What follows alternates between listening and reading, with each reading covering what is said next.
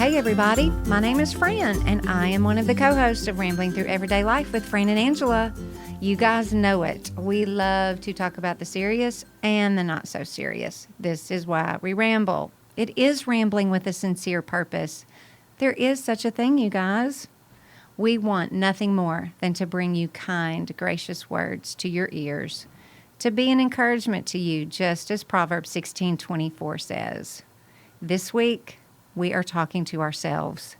It is called Dear Younger Me. Oh, this is going to be a good one, y'all. Thanks for your feedback. Y'all were so kind to us on social media. All right, grab some coffee, sit in your comfy chair. Maybe you're settling into a drive, or maybe you're about to do my all-time favorite and head out on a good long walk. Enjoy the show. Thanks so much for listening. We are so happy to serve you. Have a great day.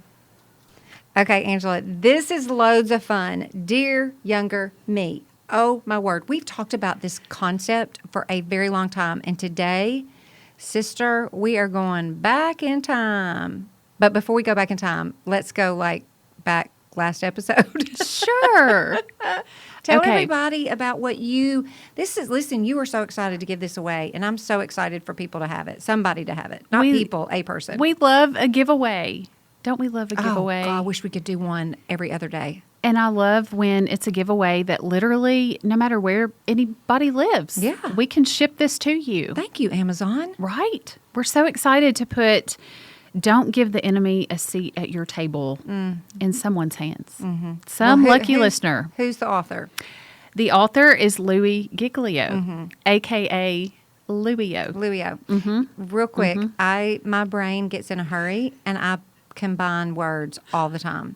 I did it the other day. I should make a running list. But when we were talking about this book, I called him Louie-o, Louie Giglio. I think Louie-o is the best. I will call him that forevermore. Why do you love this book so much? Let me tell you. Psalm 23 is something, if we're not careful, can become overly familiar and we lose the meaning and the significance of that psalm in our lives. But Don't Give the Enemy a Seat at Your Table is Louie Giglio's book on winning the battle in our mind.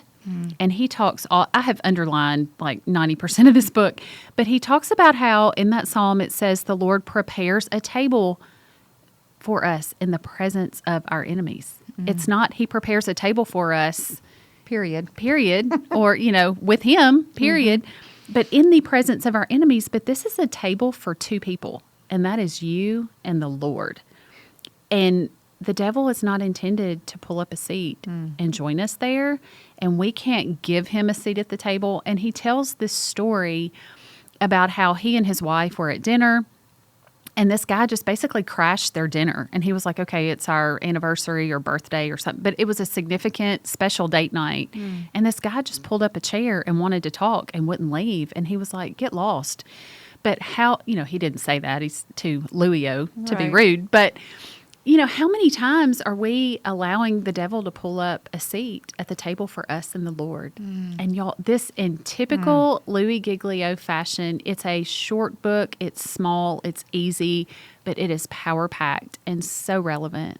I love it. This is going to be, I haven't read it yet, but I've listened to some podcast episodes, and I think it's one of those game-changer books. It really, truly is. So stay tuned to our social media for a giveaway of this book. You are going to love it.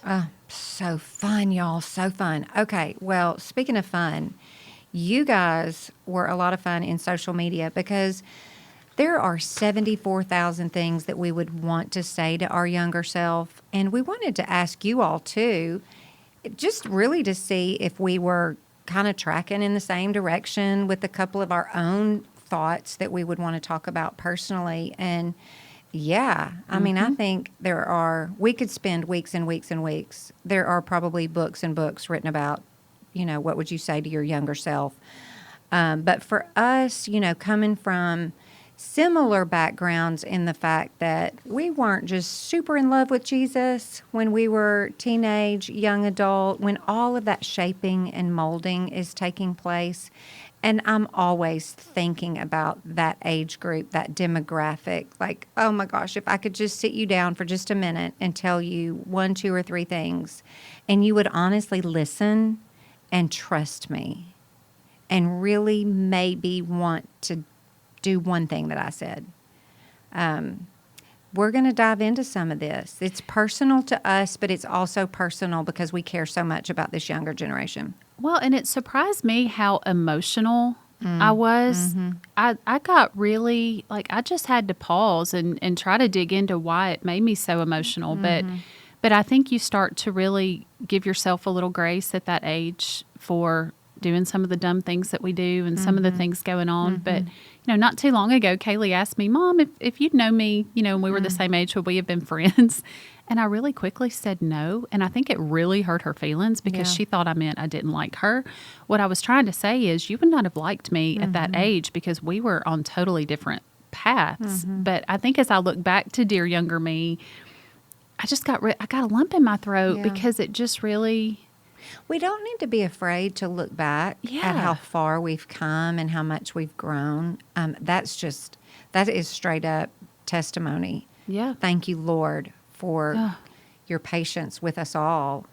And but for us, we have both had very, very radical transformations. I believe that. We have. And thank God. Thank you, Jesus.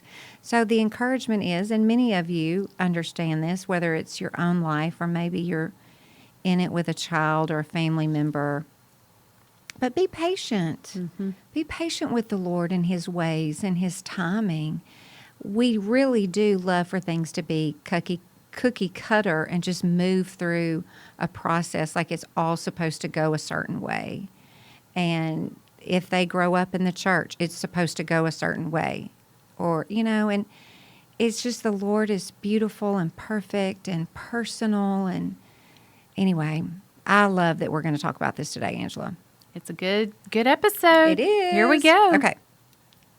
You go first. Me go first. I don't care. You go first. You know the first thing that came to mind, this What? is not spiritually deep.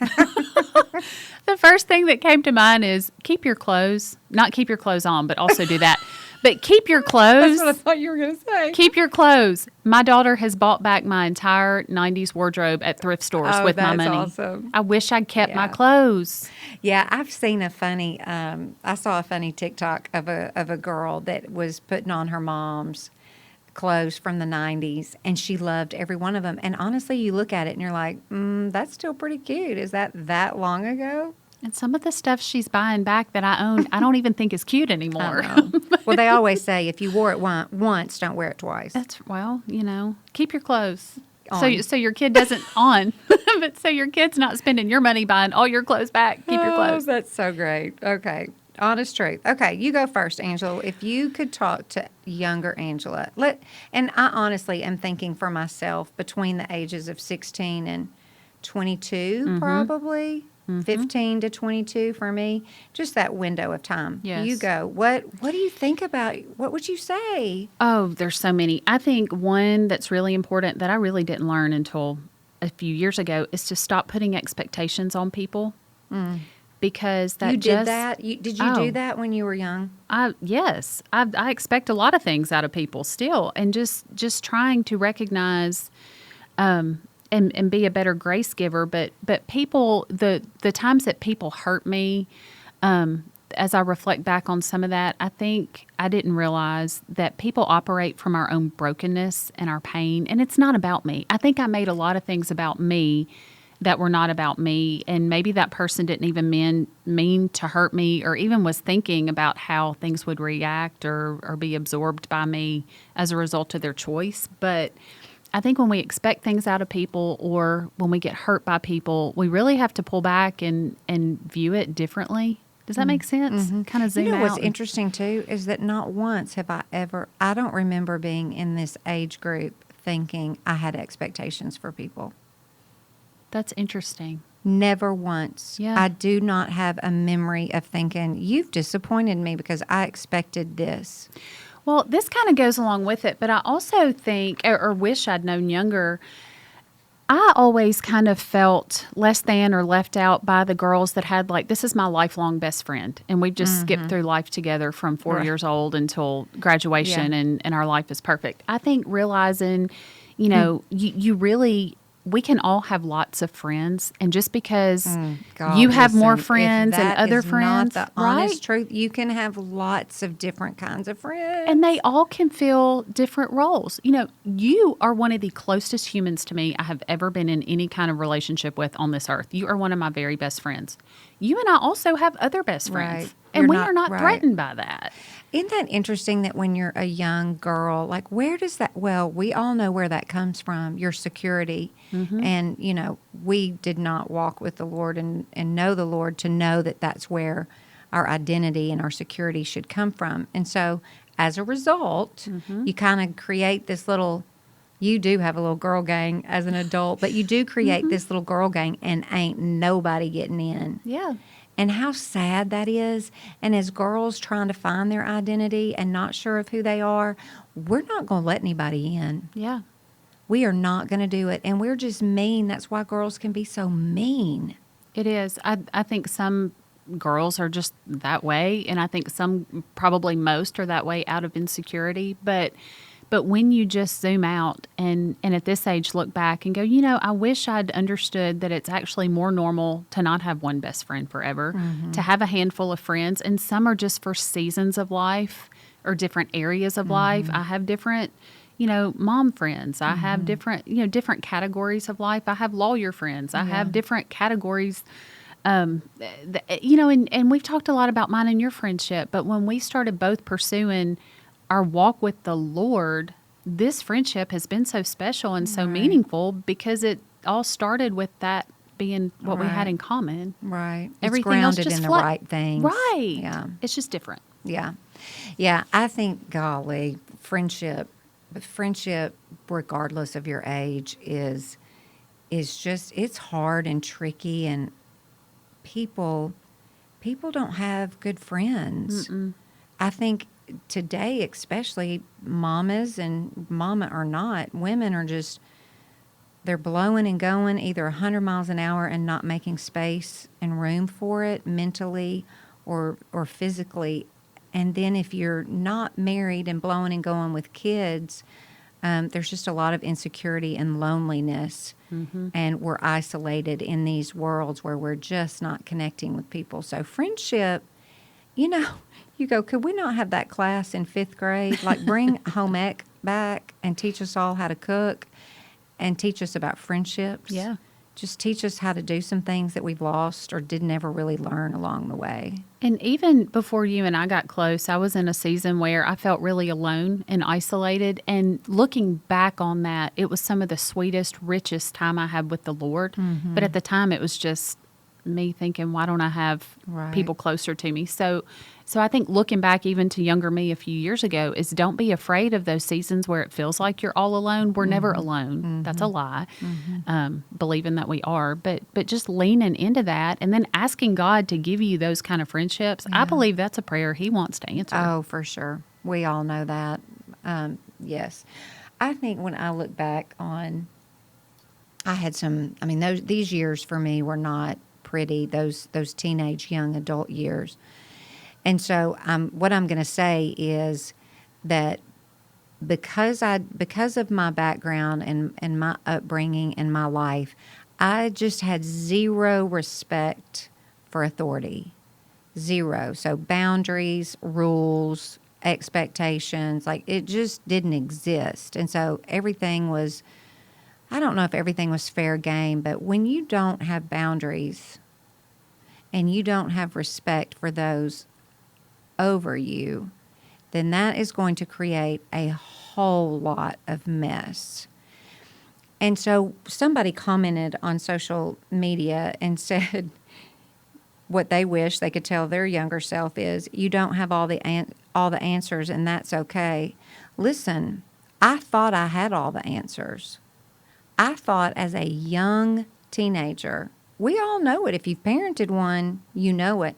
But especially if you are looking at a situation where there are no healthy boundaries and authority figures in your place, in your life, then you aren't going to listen to a dang person tell you anything. It could be You need to go put gas in your car. Oh, don't you tell me to go put gas in my car. Or a teacher telling you how to do homework, or anybody trying to just help you. Mm-hmm. Just trying to help you. Not everybody's out to get you. And I just struggled for the longest time, probably up until, 10 years ago, and I'm 50, understanding the importance, and it's part of the structure for how God created this systems in life. And so what would you say to younger Fran in light of that? I would say, in light of all of that, regardless of your age, be teachable. That's good. How many times have we talked about, I know that that's why be humble and be teachable is so important to me, is because for a big chunk of my life, I wasn't, and you were not going to tell me anything. I relate to that. And two, it's, we're going to be best in our humility and being teachable when we are surrounded clearly with the Lord. We'll always say that. But with people that allow us to resist a little bit, when you start telling me something or pushing me on something, like if my flesh needs to push against that a little bit, I can, because we're just learning daily. We're learning how to be humble and teachable and not get mad at the entire world when somebody tells us something, whether we agree with it or not, is what I'm really probably trying to get at. And so I have safe people that I can push back on, and they'll push back at me and ask me good questions and help me think through. And listen, teaching our young people how to be teachable and humble is a lesson that needs to be a class starting in the second grade, really until you graduate from college. Well, and you're so good at asking questions. And to me, that's the best way to be teachable, is to constantly ask questions. And you ask, instead of just telling me what to do or what to think, you know how to ask me questions where I will reflect on that and figure it out. Yeah. And you're there to help me figure it out. Yeah. But you don't just walk around pointing your finger. You're good at saying what needs to be said and posing it in the form of a question. And that's how we learn and grow.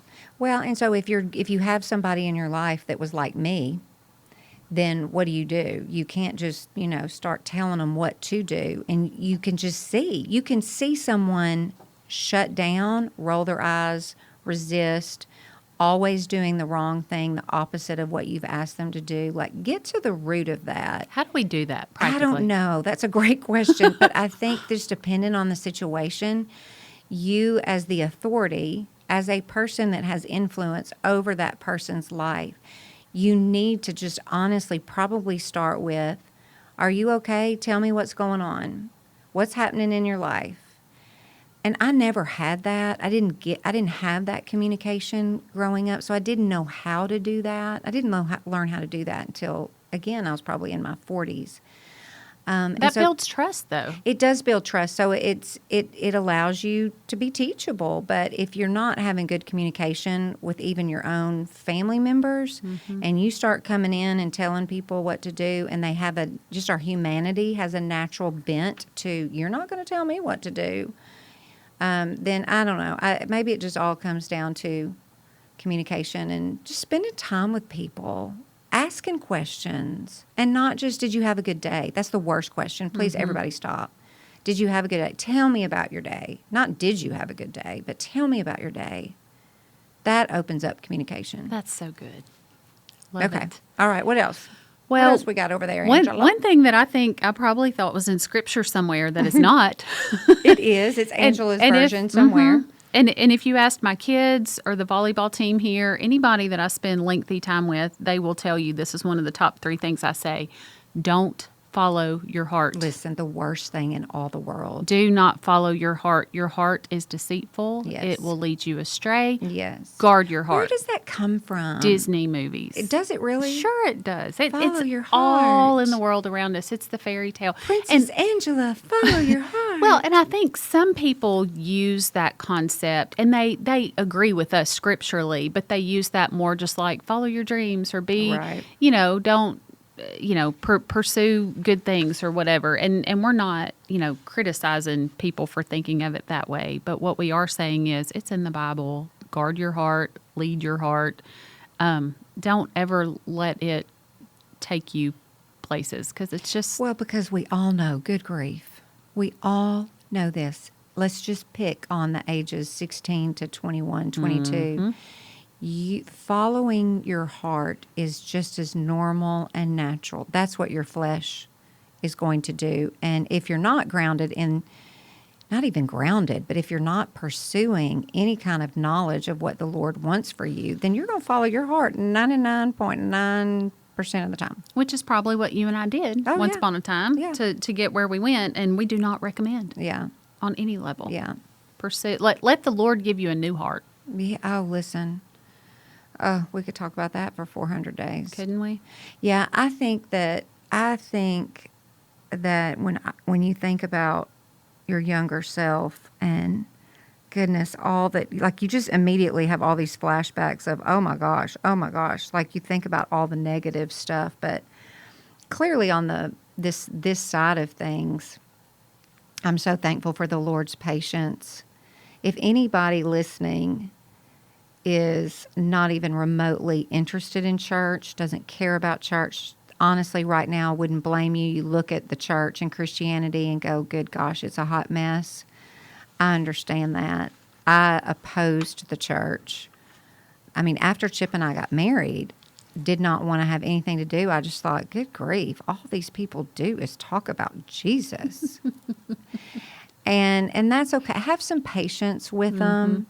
Just have some patience with them and just trust the Lord that every time you open up your mouth and speak even just a sentence about, oh, God was so good, and, you talk about how God was good to you that day, that seeds are being planted, and whatever was planted in my life along the way, finally, it wasn't one thing, it was many things. I just didn't want to have anything to do with them, just really didn't even let them register. But the Lord doesn't waste a single word. Nothing returns back to him empty. His word in that passage somewhere in Isaiah says it has accomplishing power. It is meant to accomplish. So if somebody listening feels like, I'm not listening to that mess. Oh, guess what? The Lord is greater and bigger. He's still doing a mighty good work in you. And if you're the person that is trying to speak into a younger person and you feel like they are resisting anything you have to say, just keep talking. Let Jesus be Jesus. Yep. Yeah. That's good. Okay, one of our listeners, I thought this was so good. These are not actually, quote, the best days of your life. Yeah. I heard that constantly Angela, growing up. I think these are my best days. I promise you I'm living my best life right now. I just now feel like I'm learning what I'm supposed to be doing here. And it's interesting now that you've sent Kaylee off to college. Yes. Do you catch yourself listening to, oh my gosh, these are the best years, and I am notorious. Now, this is what I will say, because I'm saying it from a place of, I believe we're always growing, whether we like it or not, aware of it or not. We're always growing, and we're always moving forward, I hope. But I will say your best years are ahead of you. Yes. But not necessarily like these are your best days and that's it. And from this point on, it's just terrible. Well, it makes you feel like you've peaked, and then you leave and college or whatever, and you're like, well, it's all Right, over because from here. I say to students that are graduating college, like, I have to be careful because I'm like, oh, y'all, listen, this adult world, it's not all that great. No, it is great.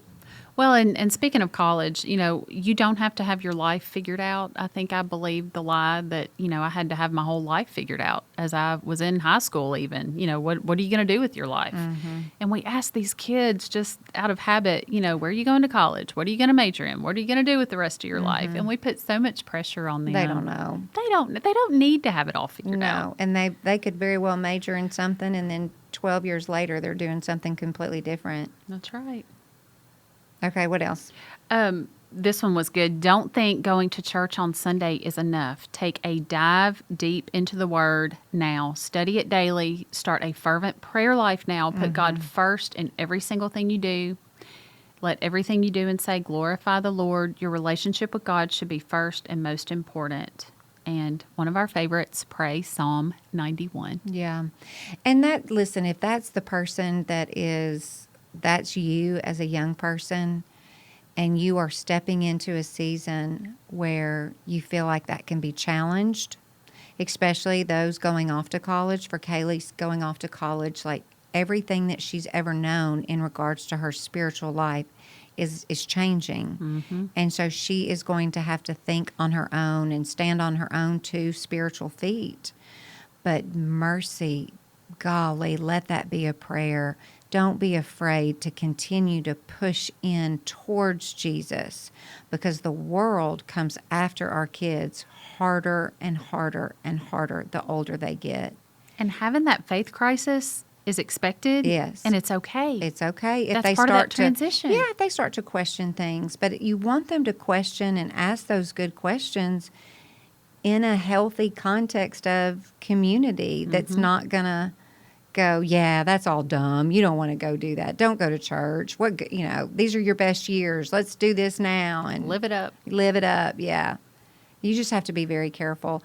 And everybody has the same amount of time in their day. It's just, what are we going to do with it? Regardless if you're 15, 25, 55, how are you going to spend your day and your time? What's important to you? What matters? What matters? If you see somebody just completely not derailing, but just not making the best of decisions, I mean, I will ask that of people in college or young adults, like, well, okay, what's important to you right now? That's a good question. And then you'll hear, they have to answer it. Well, what, and then you just kind of speak into those things. And who are you becoming? Who do you like?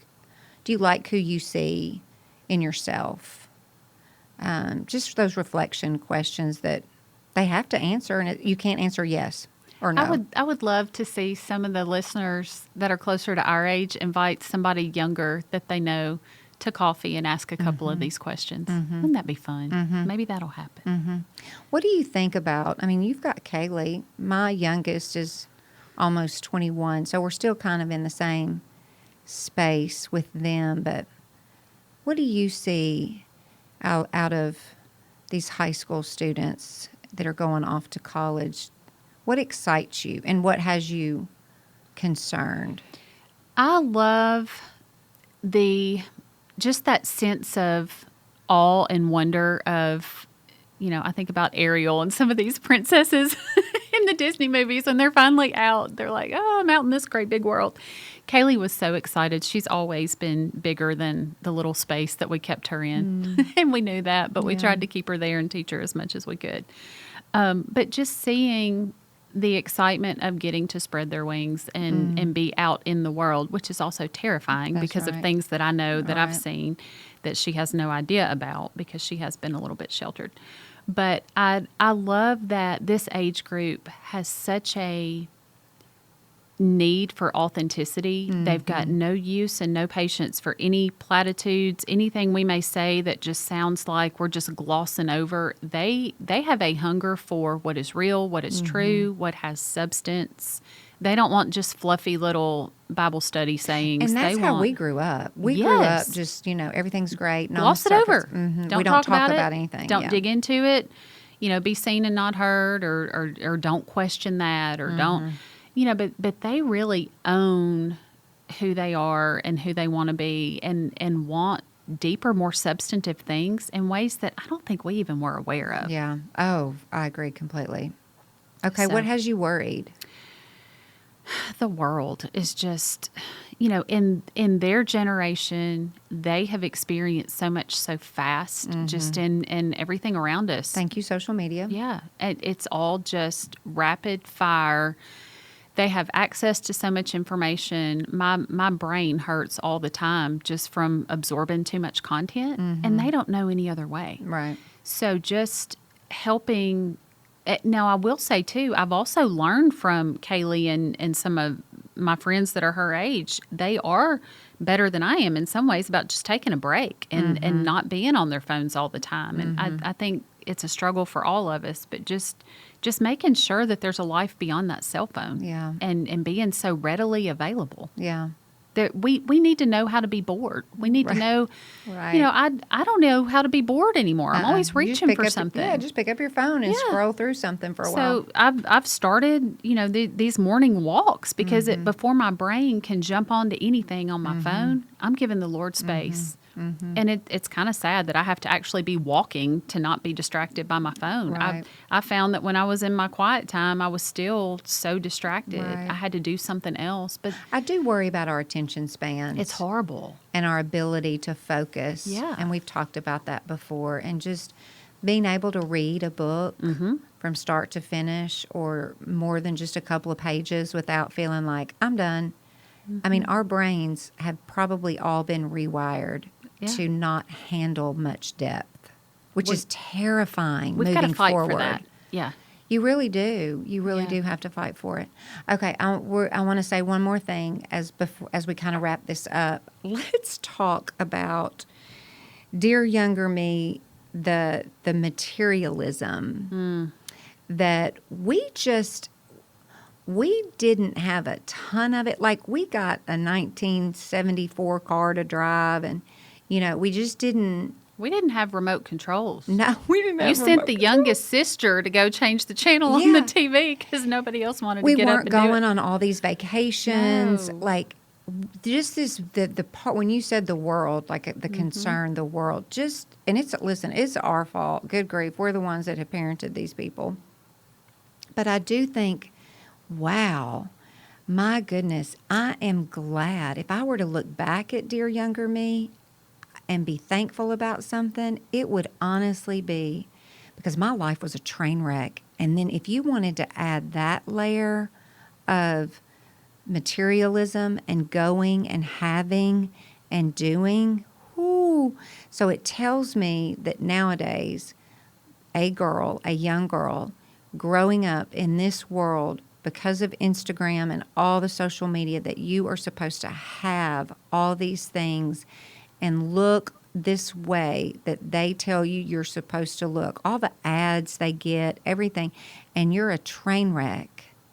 Oh, my Lord, dear Jesus, help us all.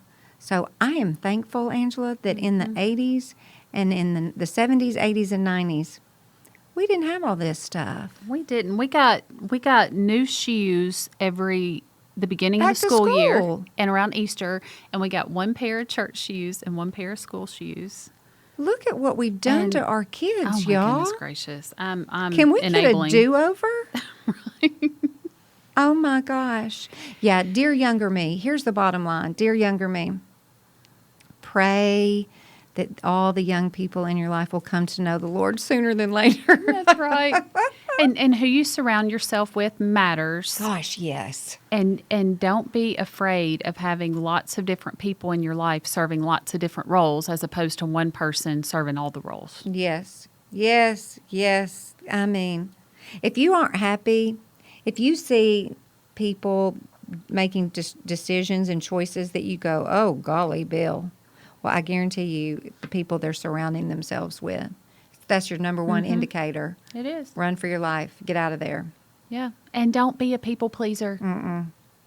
No. Please God, not man. Yeah, yeah. I believe now as an older woman that we really do, all of us, if we're older. And when I say older, I mean we've all got people younger than us. But we don't- are also young. Let us Yeah. state that loud and Yeah, clear. for real. 51, hello, is young. I believe that we need to, don't be afraid to use your voice, people. That's you right. use your knowledge of the Lord Jesus and your love for him, and you use your voice Yes. any way you can. And if it's only social media, well, then you begin to ask the Lord to give you courage to do face-to-face. Because right now, these younger people, they need to see us loving Jesus authentically. That's right. And God made us all so different, and our stories are so different. We all love him and show a tiny glimpse of his glory, and you've got to make your voice heard. Don't feel like somebody does it better or somebody's already said it. A lot of these people half my age on social media don't even realize the influence they have. Yes. If you're listening, you're an influencer. Go That's right. influence somebody. Somebody's always watching. Somebody's always paying attention. Somebody is always learning from you, whether you are aware of it or not. We're all leaders. That's right. Yeah. Okay. This is fun, Angela. Oh, gosh, y'all, listen, always. If there's anything you want us to talk about, let us know. But this was fun, dear younger me. We have so much to say. We should dig up some pictures of young Fran and I young don't have Angela. any. I do not have any. Well, we'll draw one. Okay. Okay, that'll be the most wretched thing you've ever seen. Stay tuned. Stay tuned. Y'all have a great day.